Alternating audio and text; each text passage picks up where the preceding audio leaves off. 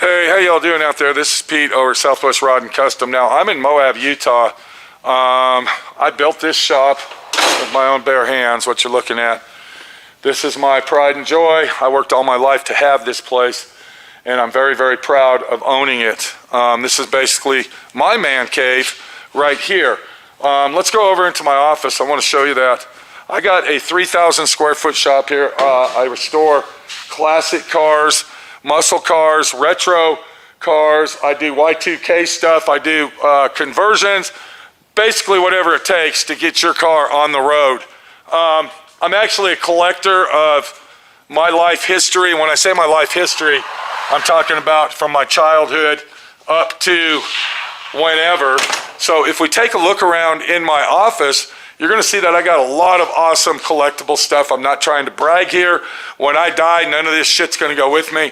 But while I'm here, I'm going to be able to look at all my little knick-knack stuff and say, look what I got and look what I did in my life.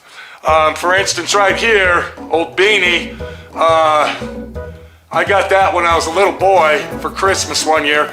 I still got my Peter Pan album. You can see that back here. Where are we at? Right there.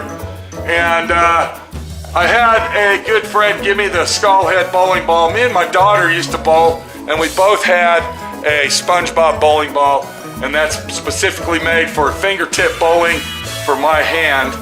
So I got a lot of memory stuff going on here, and you know, it makes it life a lot better when you can actually look around and remember the life that you had, whether it was good or bad. So, with all that said, if we look up on this shelf right here, you can see I got quite a collection of hand-carved figurines. Some of them are very, very old, like this guy right here, which probably dates back to the 20s. And then some of them are new, or should I say newer, like some of the ones we're looking at here. And then of course this one here, these two guys or three guys here, they probably date back to, we don't know when, probably the 40s. Hand-carved action going on, you can see that. And if I can get my hand up here, here's a bunch more up here. So I really like wood carving. I think wood carvings are cool, and I think that the people that do it have an imagination way far beyond the planet Venus and Mars. And then here's some commercialized carvings. And the reason I call these commercialized is because they're mass produced. These aren't like one-offs, but they're still very unique, and they're made out of one solid piece of wood, as you can see right here. I think wood carvings are cool, and I love collecting them. So what we're gonna do now is we're gonna go outside, and I wanna show you some stuff that I got here. If we look right there, that's a 1957 Dodge Coronet rear end. Now, there's a big story behind this. I'll never get rid of that. And when I die, I hope one of my kids keep it, which I seriously doubt, but maybe they will. But I'll always keep this because this has a lot of memories behind it as far as Southwest Rod and Custom goes and my place of business. I was actually wanting to get that car running and driving. I kept it for about 10 or 12 years, and a situation came into my life where I was thrown an opportunity that if I did this, that, and the other to this car, that it would benefit me to a better experience of employment than what I'm doing now. So I went ahead and listened to the people that told me to do what I did to it, and what I actually did, I cut the front end off and made a desk out of it for a television show that was aired on Discovery Channel called Tough Love Garage. It ended up being a fiasco. I didn't like it. I told the production company to go stick it in their fucking ass and never to come back. In between all that, I ended up cutting up a car that I wanted to keep. This was a car that I was going to get running, I was going to drive, and this was going to be my dream car that I would keep forever. Didn't happen, so I ended up cutting the back end off. I made a couch out of it, and now it sits outside the front of my office so everybody can see it, and I will keep that definitely for sure. So now you can see that I have some pretty unique parts, but what I'm going to do is I actually ran into this guy. His name's Jim. He's in Salt Lake City. I ran into him up in Spring Canyon over at, what's the name of that town up there? Helper, Utah. Me and Minnie were driving through Spring Canyon, and checking out how beautiful it was. It's an abandoned canyon that has about 10 or 12 towns in it. They're all abandoned towns, and it's an old mining community for coal. We actually met the owner that owns over 3,000 or 4,000 acres of all that. He owns it all, and he told me and Minnie that we can go up there anytime we want. I actually have a couple videos that I'll be posting on this channel of him telling us some stories about the canyon and some of the people there. But right now, what we're interested in is talking about Jim the Carver Guy. This guy is an awesome dude. He carves wood for a living, and I met him up there. He showed us what he did, which was some beautiful, beautiful work. And I'm going to show you the little clip that I have. I actually filmed him, but a lot of the footage that I filmed turned out to be bad footage because I filmed it with my iPhone and the camera was too shaky. And so I got the ending video clip of that where we actually get his name and who he is and blah, blah, blah. So we're going to throw that in here. But what I'm going to do is I am 6'5". I'm pretty tall. Do you see this window right here? I am going to actually have him carve me a life-size 7-foot bear. It's going to be a grizzly bear. It's going to have a very mean face on it, like he's going to attack you, but he's not going to be looking out. He's going to have his hands and his paws up on the window, looking into the window.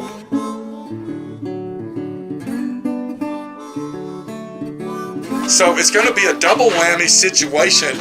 You're going to see this giant 7-foot grizzly bear looking in the window right here, but then on the inside, you're going to see this giant grizzly face looking in at you with wild eyes, with grizzled teeth, sharp teeth, ready to bite your neck off, like he's ready to come through that window and attack you and possibly eat you for lunch. So I think that's going to be pretty awesome. One more thing that he's going to do for me, and I'm probably going to have to haul this item up there so he can make it perfect, is I'm going to have him carve and design a grizzly bear sitting on my bench with his arms out and his legs folded, with a humble, funny, goofy face, like he's having a good time. So this is the clip that I got on our buddy Jim, the Carver Guy. He's out in Salt Lake City, Utah. If you want to contact him, his number and his information will be in the description of this video. Very awesome guy. We're actually going to go up there to meet him in person and pick the bear up, the one that goes in the window right here. And then what we'll do is we'll probably bring the bench with us and leave it on my trailer up there so he can literally carve the grizzly bear sitting to the contour of the seat. You see what I'm saying? And then once he gets that done, we'll go back up to Salt Lake City and then pick that up. And I will cherish it for the rest of my life. Kind of like that little bear right there that I bought for my daughter when she was approximately 6 years old when we went to the Garden of the Gods in Colorado Springs. That was a little bear that I bought her, and on our journey around the United States on that particular vacation, she used that as a pillow in the car and slept on it the whole trip. So yeah, there's your memory right there.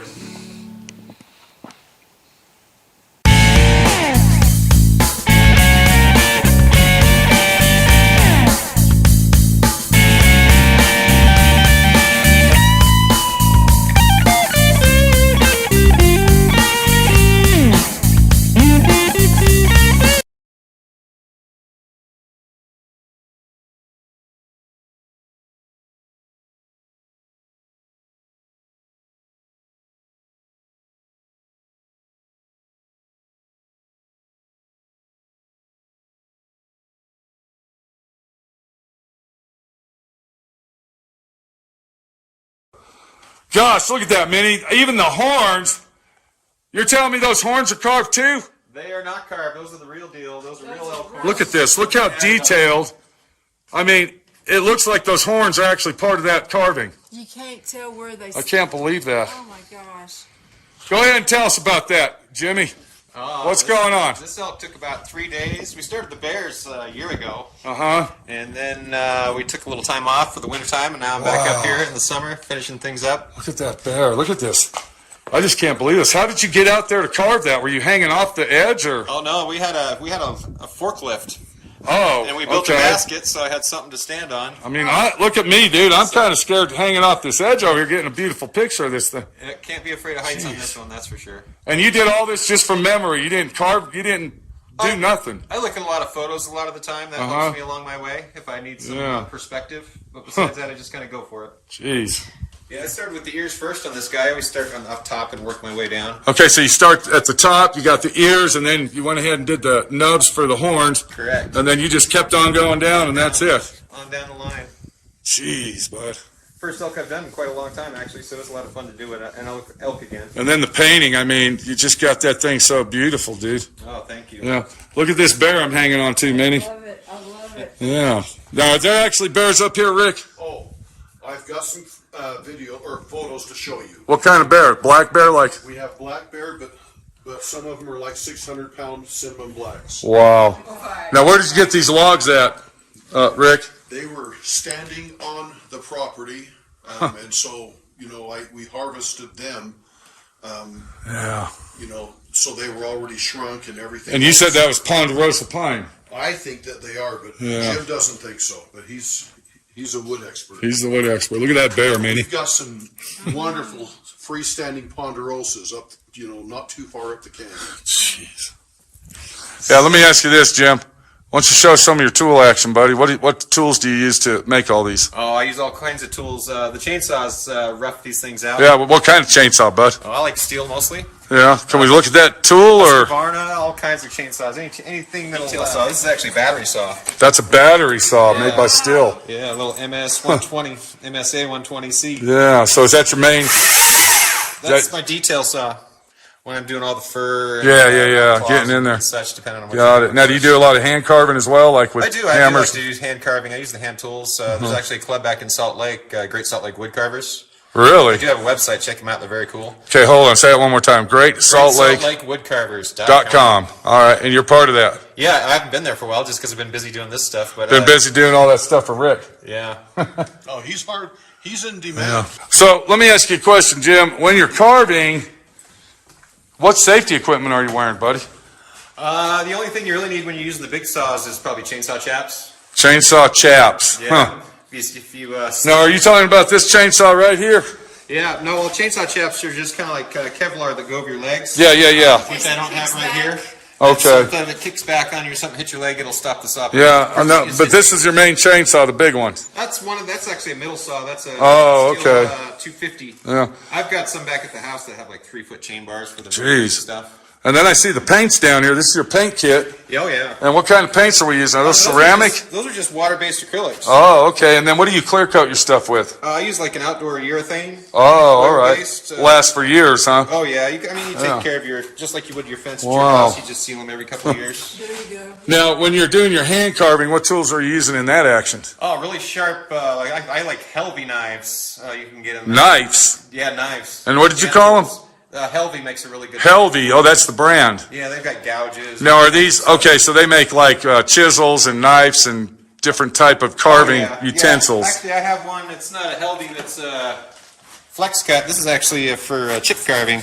Wow, look at this, Manny. Yeah, and they're razor sharp. You can about shave with them when they're really. Because on the TV shows, all you see them is with the chainsaw. That's it. Oh yeah, no, I like the. So that right there is something she would use to like carve the eyeballs out with or something. You could absolutely, yeah. I use the chisels sometimes if I'm doing faces, cowboys, Indians, stuff like now, that. do you ever do any like little hand carvings? Like little statues or anything? Oh yeah, the same kind of tool. That's it, Small huh? knives like that. Yeah. Wow. We have many different kinds. So you do everything from giant carvings like what Rick's got here to little hand-held carvings that you can put on your shelf or something. Absolutely. Wow, because I got a bunch of those. Outside too? What's that? The Indian that's outside. Did you do? You did the Indian At head. the bottom? The face. Not done yet, but yeah, I started doing last time I was up here. Oh, he's okay. cool. Now, how often does Rick pull you up here, buddy? Oh, this is second year in a row, right?